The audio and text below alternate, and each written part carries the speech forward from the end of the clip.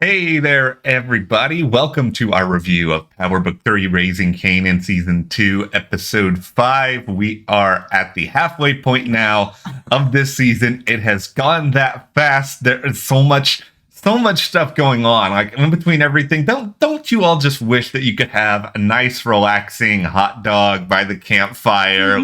I want hot dogs now after watching this. I want s'mores now after that.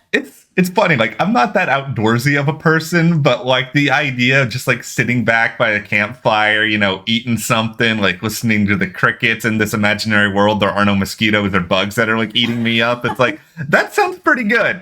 Yeah, I mean, there was a lot of interesting stuff going on in this episode. We're going to get into all of that, but before we do, make sure you hit that subscribe button. We are at the halfway point with Raising Kanan, but, we're going to be here for the rest of the season. We're going to be here for the rest of the Power universe like we have been the past few years. So hit that subscribe button. Also, we're doing House of the Dragon. That's going to be coming up tonight as well here at the channel. And follow us over on Instagram, Matt and Jess TV. Okay, I'll just say big picture here. I'll go ahead and I'll get my biggest beef with this episode just out of the way right now. We gotta start right out with the beef. All right. Well, the thing is that this is not a bad episode, and Raising Kanan is not a bad show. So it's like I feel comfortable saying this right away. It's just I wish that some elements of this season were moving a little bit faster. It feels like these last couple of episodes have been paced pretty slowly, especially things with, Lulu, or things with Unique, or things with Jukebox. And it's just like, I think it's because I love the action with this show, and there was so much of it in season 1. I'm just like chomping at the bit, and I'm assuming that they're building towards some really awesome stuff, though. And then, like, a couple of weeks from now, I'm just going to be like hitting myself on the head and being like, why are you impatient, you fool? I like when this show takes its time. There's a lot of shows that, really kind of rush through some storylines. Like even House of the Dragon, we mentioned that. It's really great, and I'm really enjoying the season. But the first couple of episodes, man, they were like running through some of these storylines really quickly, where I was just like, let's take a moment and have a hot dog and a s'mores. Let's just relax it a little bit and take the time to let some of these stories breathe, which is one of the things that I really appreciate about this show. I mean, the original Power had tons of action all the time, and this is a different paced show. And, I really like it because they do take that time to dive into some issues of back in the 80s that, take time. They can't really be rushed over. I will say my favorite part of this episode, and this is, something that happened back in the 80s and something that's still happening today, is just, once again, we love Jukebox. I don't think that's a shocker to anyone out there. And it's just like, I feel so bad for her. It's like, clearly she is not only a great singer, but a good songwriter. And she's now just like getting her stuff completely passed over. Lulu is just like handing it off to someone else with this whole idea of, I just thought that she would try. It's like, okay, Lulu, if you really cared, you wouldn't have even extended that offer in the first place. You don't do that just because Jukebox, she's not an idiot. Like, she can see through you. Jukebox's voice is a million times better. Like, it was not shocking that Lulu did this. And back in the 80s, we talked about this in the last, video that we did too. They were doing this type of stuff all the time, where they were taking songs and then giving them to other artists that had the look, or they were doing like, we talked about with Black Box or Milli Vanilli, they were just like straight up putting people that were lip syncing other people's songs because, they're like, oh, we'll put this French model in here and she'll just pretend that she's singing this song. No one will know. And of course, we all found out that was going on. We were like, really, guys, come on. So I think this storyline is really important because stuff like this was absolutely happening back then. Nowadays, I'm sure it's still happening, but there seems to be a little more transparency where it's like, okay, we're just going to buy your song from you and we're going to give it to whoever. I think what I appreciate about all of this is there is that sort of timeliness of it to the era. And then there's also this idea of, because we know where Jukebox ends up. Like, the big fundamental question is like, okay, how does she go from being like, in this family who's doing this criminal empire to ultimately,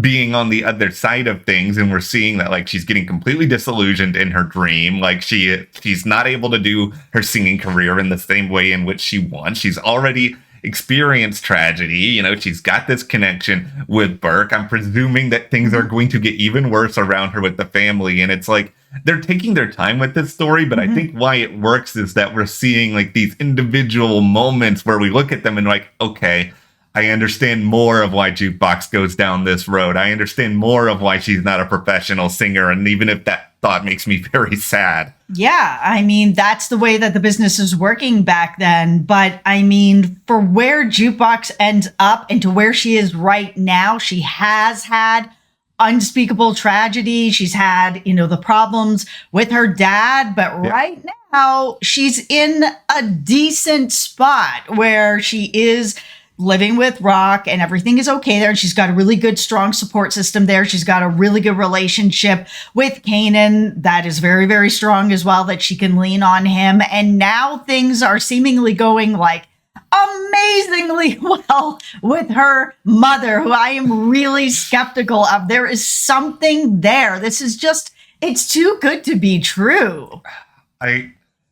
Every single episode of this show, I wish that Jukebox had like, another friend who could tell her all of these sort of things, because she's been so heartbroken and she's going to get just destroyed by this. Like at some point when something really terrible is going to happen, because nothing in life is that easy. And it's interesting too, because she's going down this road with her mom where she's just like, no, everything's going to be great. But then when Kanan comes to her and is kind of like, this thing with Howard, man, like I looked him in his eyes. It's really familiar. There's something there. She's like, nah, you don't know what you're talking about. Don't trust that. Don't look in that direction. But me and my mom, man, everything is just rainbows. She's just brainwashing herself. And that's like, that's what's going to make all of this inevitably so sad. And it's like, we're seeing sort of the calm before the storm with all of that. And then, Marvin on the flip side, he's kind of sort of opening up to his anger management coach a little bit about this at this tell me the truth or else coffee session that they've got going on. I will at least tip my cap to I thought going into this that they were just going to hook these two characters up immediately. I was going to get like really mad. They might still do that, and I might still get really mad later, but they didn't do it in this episode. No, they didn't, but they did. They're continuing on with him actually working through some of the things that he needs to work through, because I think we all want to see some sort of reconciliation with Marvin and Jukebox. Things were bad. I'm not going to pretend that they're not. He shouldn't have done what he did. The whole thing was just bad. He should have just walked out of the house, but he didn't. And he did what he did. And even in that conversation with Renee, he said, like, I did this thing that, like, I understand that she can't forgive me for this. And in the way that he's saying it, he's kind of like, and I don't forgive me for this. Like, it's something that he does need to forgive himself for, so he can move forward and work through it, so that eventually Jukebox can see that he's done the work. Like, he's doing it. He's just not there. Admitting it, it's like that's a part of the process, right? It's just like, okay, this is my problem. This is the thing that I've done. I take responsibility for it. I understand that these are the consequences and there's no walking back those consequences. Like, he's at the point where he's saying things that, are true to the situation that exists. He's not in denial. He's not downplaying it. Like, all of that stuff is sort of important. I think, the obvious problem for Marvin here still is that he's sort of at point A. He recognizes that this is point B down here, which is, Jukebox and him reconciling, but he still doesn't know how to get between those 2 points. Like, there's still no clear path to him, and it's going to be hard for him to figure that out unless he actually embraces the help fully. Yeah, and the thing that I liked about it was that he recognized that Jukebox might not ever forgive him, and that just might be the way that it is. But it's not stopping him for being on this journey to make sure that this still won't happen again. It's not going to happen to her. It's not going to happen to anyone else. That even though he's not fully like, I'm on this journey, he's on the journey. And we've seen him, implementing some of these things already, so that even if Jukebox doesn't forgive him and that relationship never gets fixed, he's not going to do this again, is kind of where he seems to want to be.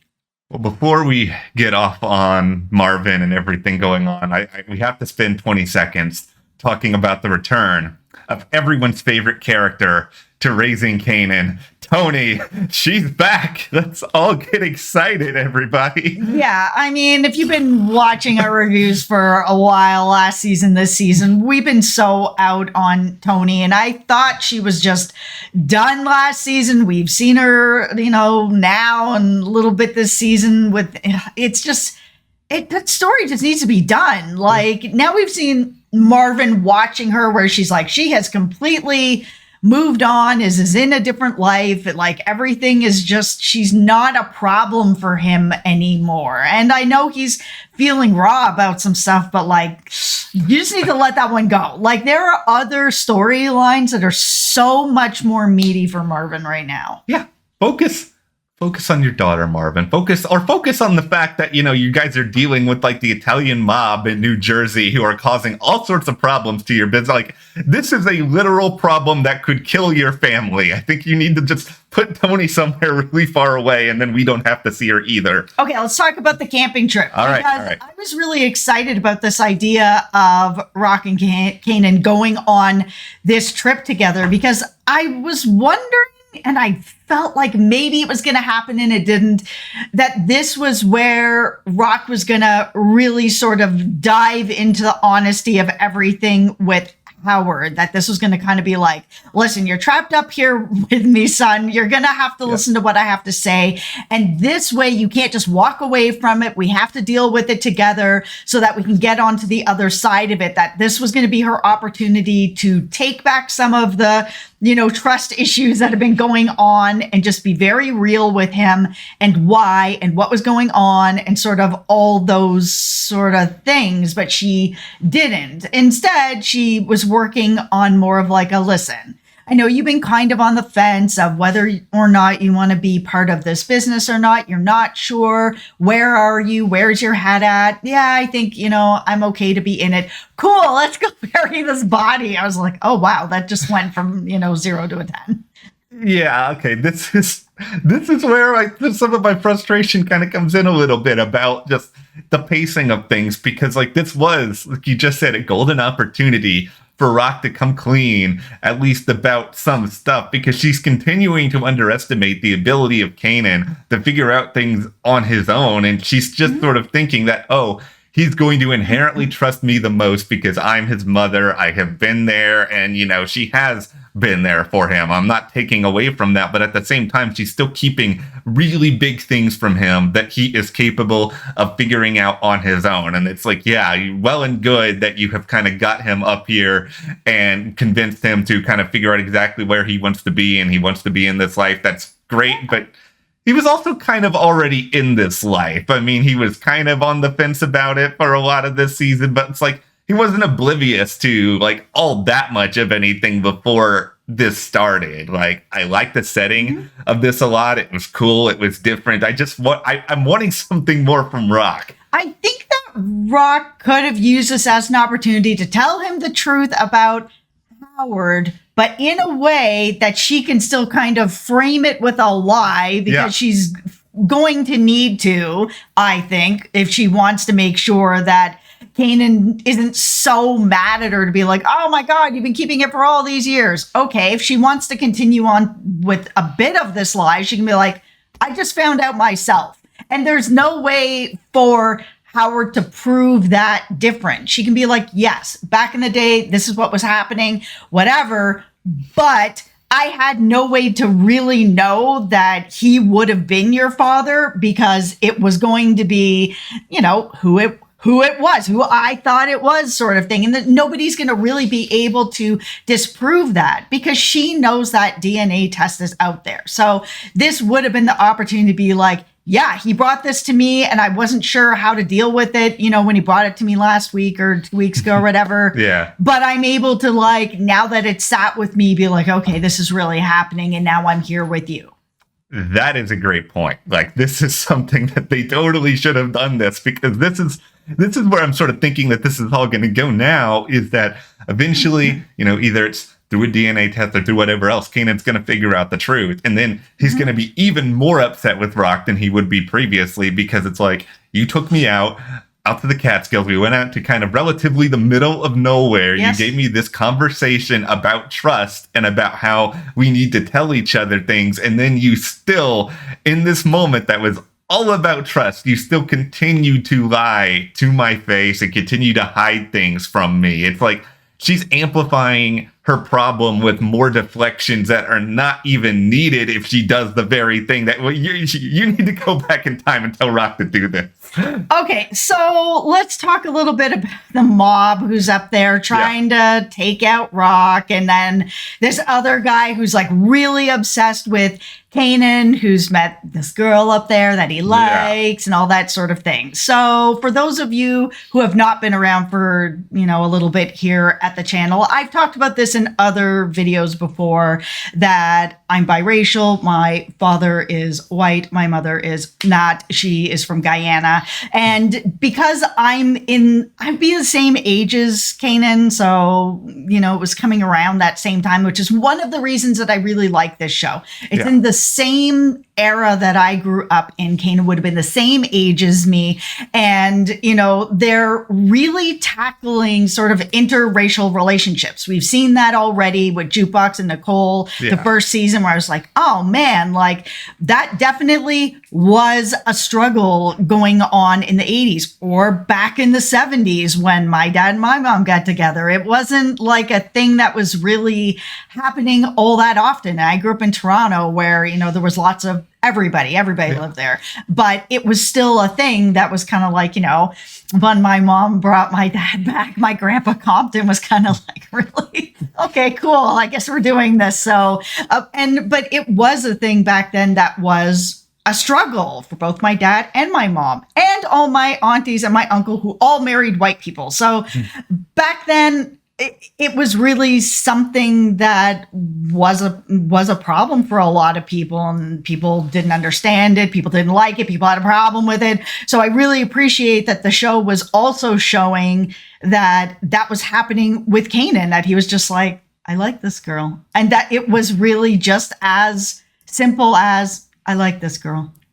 So much of this show is really about this idea of innocence versus this kind of just twisted, dark, difficult reality where people die, terrible things happen, prejudice exists, like all these things that were super prevalent. Well, they're prevalent now, and they're super prevalent. It hasn't changed. Yeah. Like, it seemingly has gotten a little bit better, but like it hasn't changed. It's just, Raq has this scene with Kanan where she basically tells him to stay away from Hannah and not trust this relationship. And, I don't think Raq in those moments, she's not coming at this from, a bad place. She doesn't want to see Kanan, unhappy and not with somebody, but she's speaking from this experience that she has seen, that she has gone through in her life, whether it's, things we've seen on the show or things that kind of exist back within her own timeline, within her own course of events of her life. She's trying to protect her son from this, from this world that's not so innocent. She doesn't have the same sort of rose-colored glasses that he is wearing. And that's why I think at the end of all this with Kanan, like this entire trip is just so, sad for him on so many different levels, where he can't see anything when it comes to the implications of this relationship. He's surrounded by violence. There's just so much that's going on here. This trip does not really give him any peace whatsoever. No, it really just didn't bring him much peace at all. He got no truth about what's going on with Howard. Which is what he really, I think, was hoping the trip was going to be. Me too, Kanan. I was hoping that for you. He ends up now even deeper into this world that he was, kind of on the fence about, I don't know if I want to go deeper or not, but now he's buried somebody, so he's much deeper in than he was before. And then, this is going on with Hannah as well. And then he's also like, and who are these two guys that are here? Yeah. One's attacking me, one's attacking my mom. Like, who are these guys? Don't worry about them. It's just kind of like, listen, if you're going to bring him in and you're going to have him bury somebody, then you might as well just bring him all the way in and be like, also, so this is going on right now with the mob, so you need to keep your eyes open. You can't sort of half be in and half out. You're going to put him in danger by not telling him everything. No half measures, Raq. You were too many half measures going on in all this. And just as a small aside, one of my favorite moments of this whole thing, though, is Kanan's lines about bear spray kind of early on. It was just sort of like, oh, look at you, Kanan. You've gone through so much, but he's still like so new to the world in a lot of different ways. He's a young guy. He's a good guy. He's still figuring that out. And I like that this show, despite all of the hard stuff that he's gone through so far, like Kanan still hasn't lost his charm, and like this version of Kanan I like so much, and that's what makes this show so exciting. Yeah. All right, well, go ahead and hit that subscribe button. We will be here talking all about Raising Kanan through the rest of the season, like Jess mentioned, the rest of the Power franchise as well. Follow us on Instagram at Matt and Jess TV, and we'll see you here next time.